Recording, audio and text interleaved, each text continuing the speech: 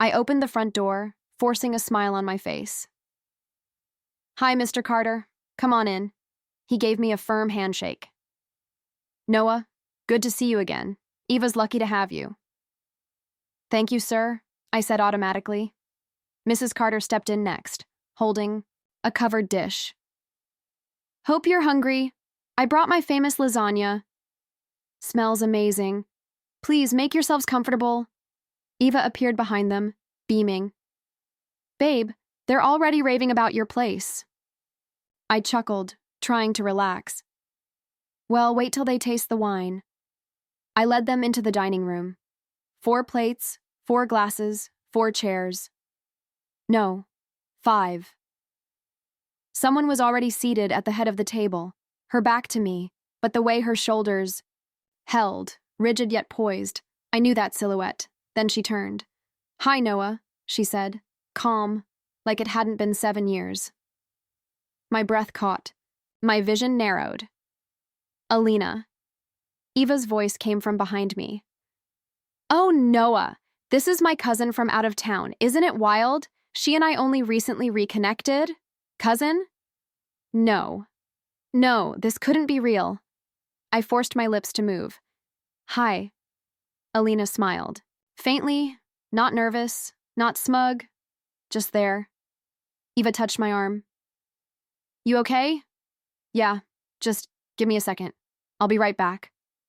I rushed to the bathroom, locked the door, gripped the sink. She's here, alive, at my table. What the hell? 7 years ago, she vanished without a trace. No calls, no note, nothing.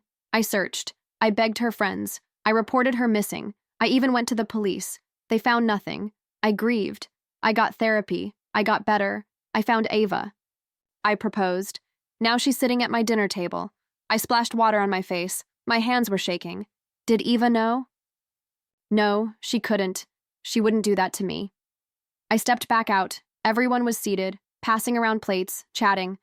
Alina laughed at something Mr. Carter said. Eva called out, "Babe, come sit next to me. You're missing the party." I nodded. Walked stiffly to my seat directly across from Alina. She looked up. Our eyes locked for a second too long. "So, Alina," Mr. Carter said, spooning lasagna, "what brings you to town?" "Just needed a break." "Life gets heavy sometimes," she said. I swallowed. "You could say that." Her eyes flicked to mine. "Some things never change." "Some things do," I replied, my voice colder than I intended. Eva chuckled. "You two sound like you've met before." Silence. "Just familiar energies," Alina said smoothly. "Right, Noah." I clenched my fists under the table. Mrs. Carter jumped in. "Eva said you're engaged. Congratulations, Noah." I smiled tightly. "Thanks. Eva's the best thing that ever happened to me." Alina nodded. "She seems wonderful." "She is." Another beat of silence. Alina sipped her wine. "You always did like Merlot." Ava tilted her head. "Noah, didn't you say you only started drinking wine recently?" I cleared my throat. "Yeah, I mean, maybe I always liked it. Just forgot."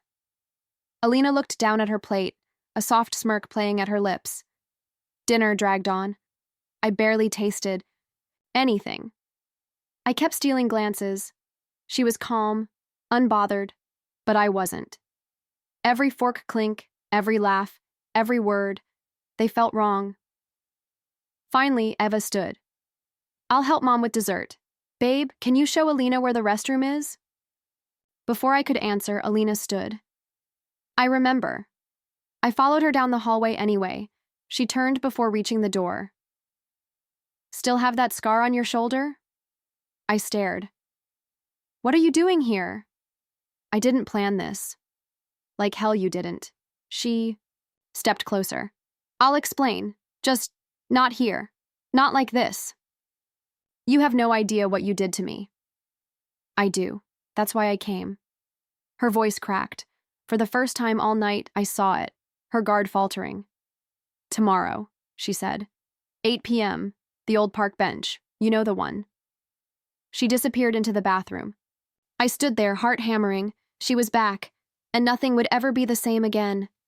I don't care if it's raining, Alina laughed, spinning in the middle of the street, arms wide. It's just water, Noah.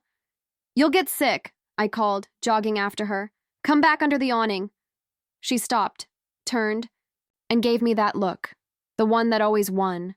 Mischievous, alive, unstoppable. I'll come back if you say it. Say what? That you love me more than logic. I sighed, grinning. I love you more than logic. Happy now? She ran. Back, dripping and smiling. Ecstatic. We'd been inseparable for almost a year then. Late-night ramen dates, stolen kisses in bookstore aisles, endless talks about the future. I want a white cottage, she said once. By the sea, with lemon trees. And a golden retriever named Pancake, I added, who eats everything but lemons. We made promises we had no idea we'd break. Have you heard from her? Lena asked, standing in my doorway, arms crossed. I barely looked up. No. It's been 2 days, Noah. No calls, no texts. She didn't come to the exhibit. She's probably just overwhelmed, I said, though my stomach was already twisting. She was acting weird last week. You noticed, right? I shrugged. We had a fight. It's nothing. Alina doesn't just disappear. Lena's voice softened. Unless she wants to. I stared at my phone, willing it to light up. It didn't. 2 weeks later, I was filing a missing person report. Any history of mental illness? The officer asked. No. She was normal, happy. At least I thought. Was she in any trouble? She never told me if she was, I said quietly. But maybe. What makes you think that? She started pulling away. Canceling. Plans. Jumping at noises. Looking over her shoulder. The officer nodded, jotting it all down. We'll do what we can. They never found her. No leads. No sightings. It was like she evaporated. I stopped going to work. Started drinking too. Much. I deleted all our photos, then undeleted them. Then deleted them again. Every time the doorbell rang, my heart raced. Every time it wasn't her, it broke again. 3 years later, I met Eva. You don't talk much about your past, she once said, tracing circles on my chest. I don't like looking back, I replied. But the truth, I looked back every damn day. I blinked myself back into the present, back into that cursed dinner table, back into this twisted reality where she was suddenly alive. More potatoes, Noah? Eva's mom asked. Huh? I jerked my head up. Oh, no thank you. I glanced at Alina. She was sipping wine like nothing had happened. Her fingers so steady, her face so composed. Tell me again how you two met, Mr. Carter said, looking between Alina and Eva. Ah, Eva laughed. Not us. Me and Noah. Oh, right, he chuckled. Getting old, memories slipping. Coffee shop, Eva said. He ordered a chai latte but took mine by accident. And never gave it back, I said with a weak smile. Everyone laughed, except Alina. I stared at my fork, trying to breathe evenly. My hands shook under the table. Excuse me, I muttered, standing up too fast. Bathroom. I splashed cold water on my face, gripping the sink.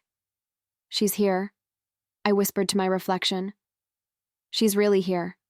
Why now? Why after all these years? Was this some sick game?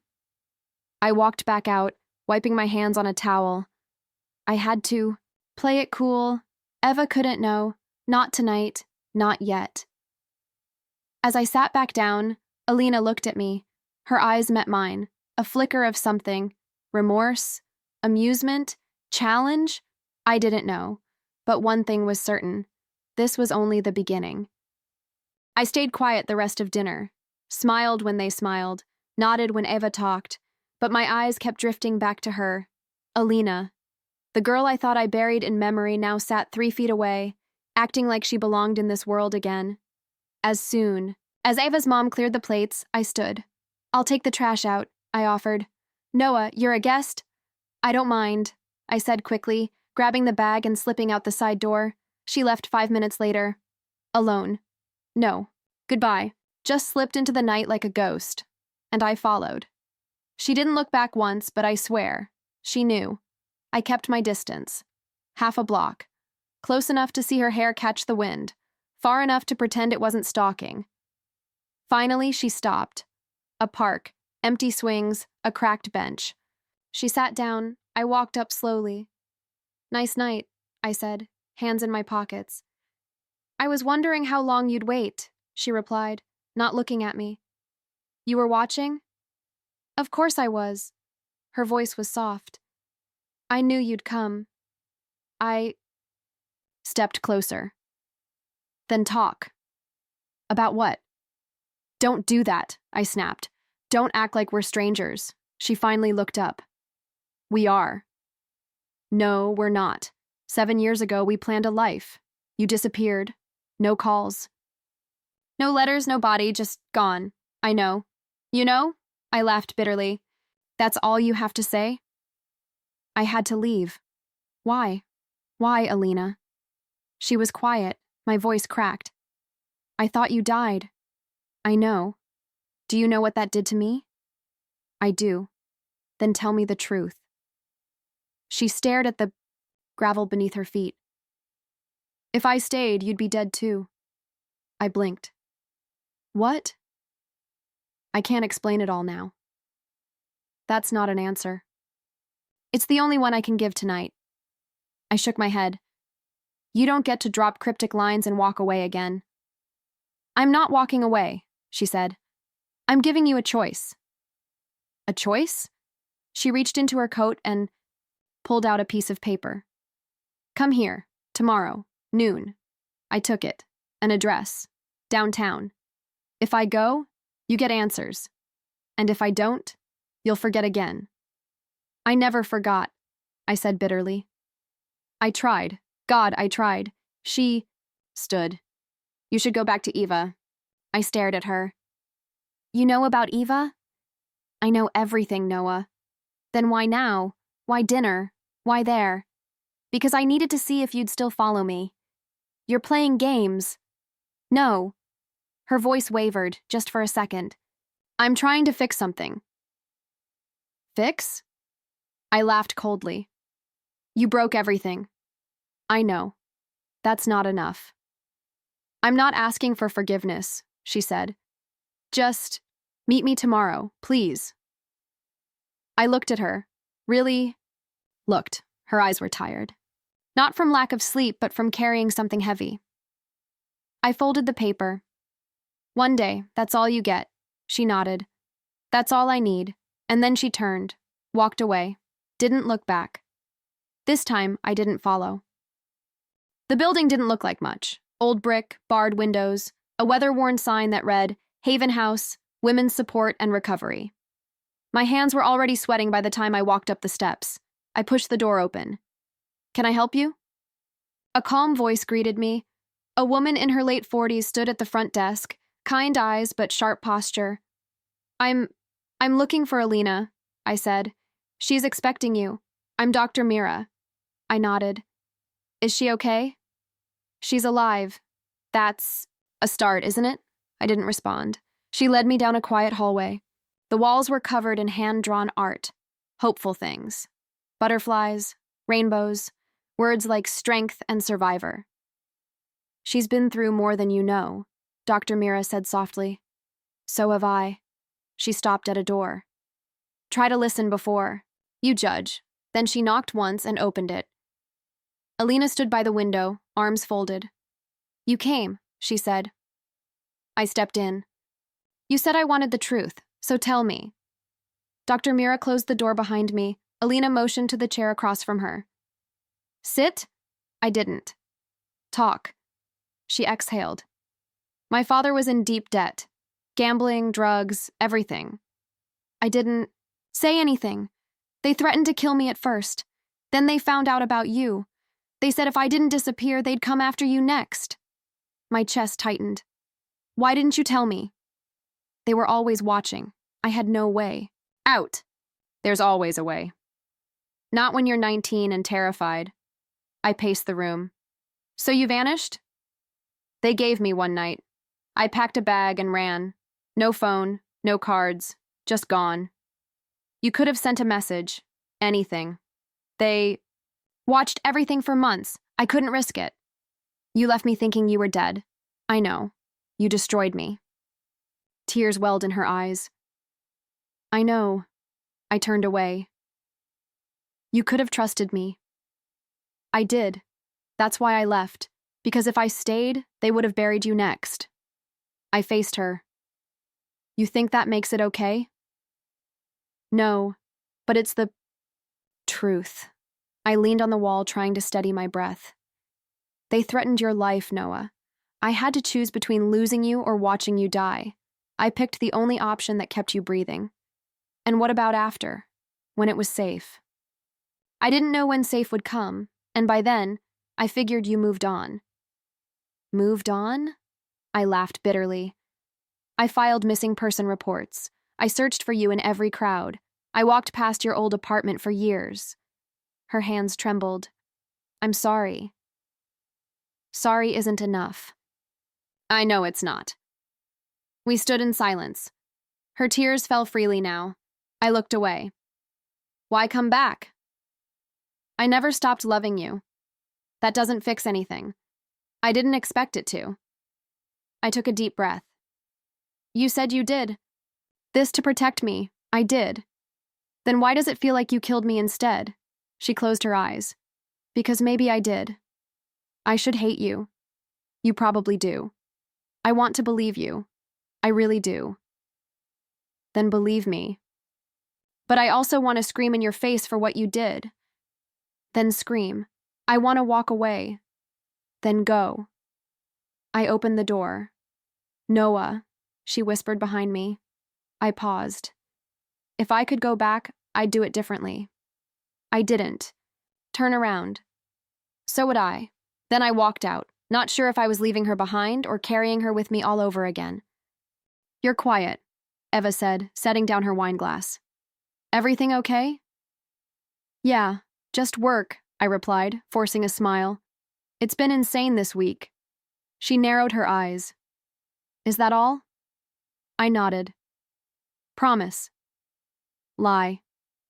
My phone buzzed in my pocket and I didn't need to check it. I already knew who it was. I ignored it.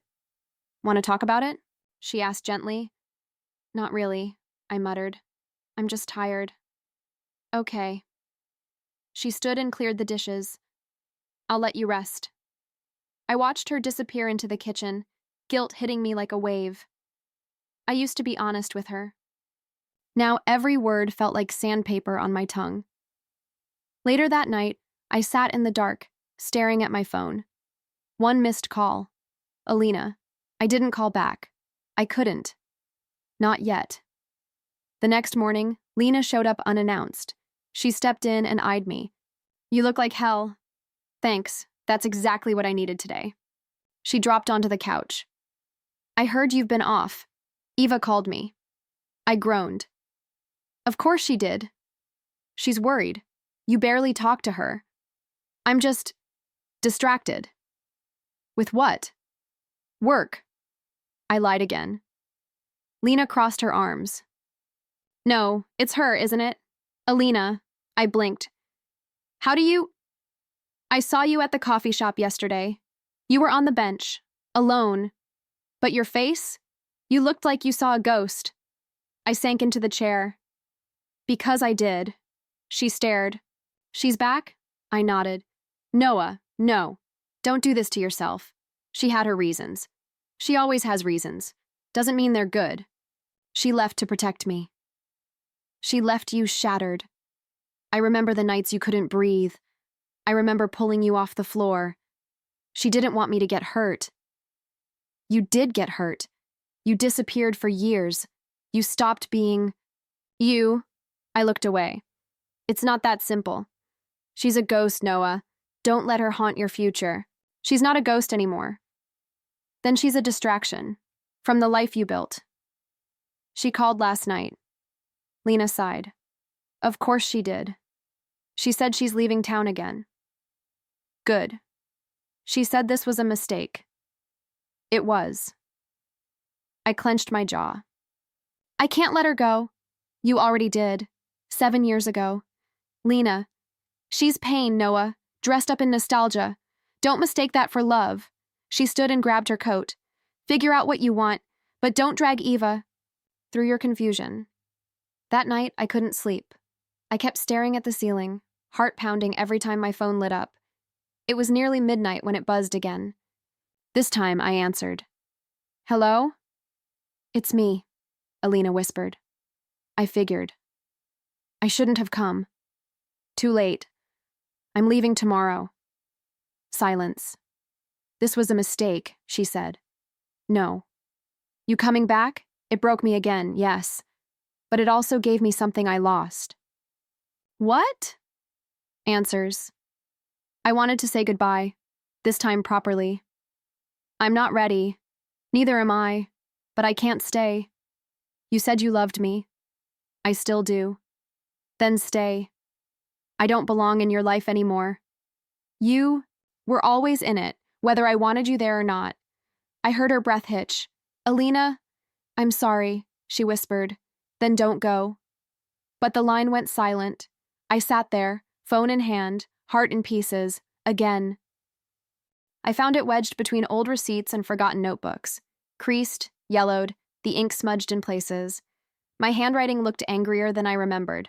I sat on the floor, unfolded it, and read it aloud. Alina, I don't know why you left.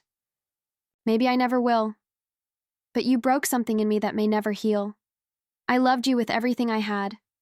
I thought we were forever. You vanished like I never mattered. I hate you for that. I hate that I still love you. I hate that every morning. I check the door, hoping you'll walk through it. I hate this hollow version of myself. I hope you're safe. I hope you're miserable. I hope you remember me and cry. I hope you rot. And I hope, God help me, that you come back. I exhaled. My chest felt like a cave echoing old grief. I had to see her. One more time. I drove to the address she gave me, the shelter. I found her in a room halfway packed, folding clothes into a duffel. You're really leaving? I asked from the doorway. She looked up slowly. You came. I had to. I thought I made it clear last night. Yeah, you're running. Again. Her. Hand stilled. It's safer this way. For who? Me or you? She met my eyes. Both.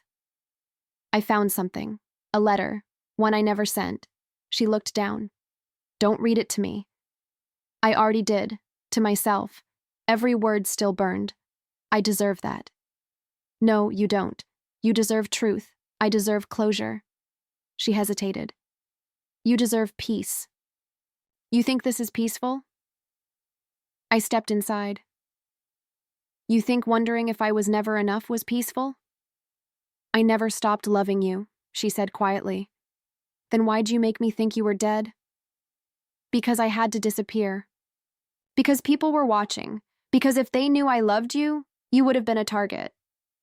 You could have told me. They would have killed you, Noah. I would have rather died than live 7 years haunted by silence. She walked to the corner and pulled out a small box.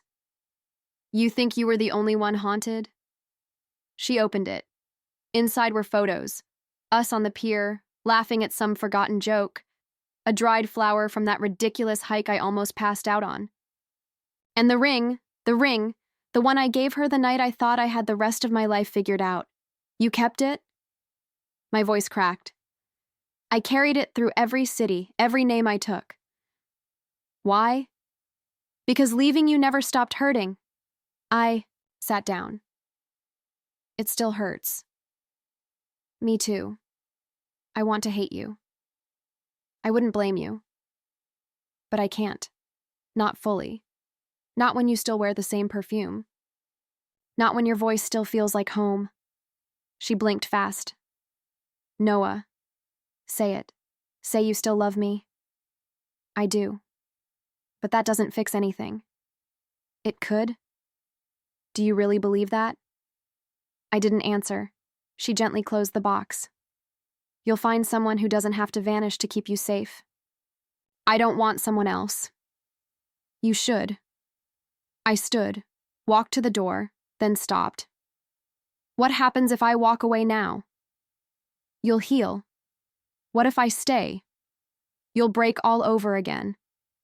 I'm already broken. I'm so sorry, she whispered. I wish sorry fixed anything, she nodded. Me too. I walked out. I didn't look back. I didn't have to.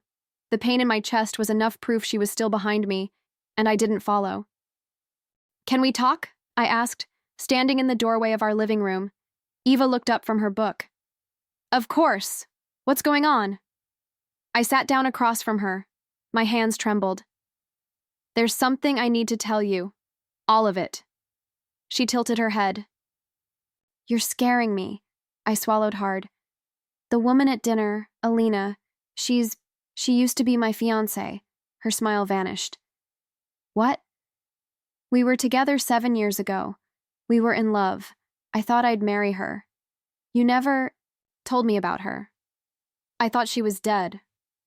She blinked slowly. Dead? She disappeared. No note, no goodbye, just gone. I filed reports. I searched.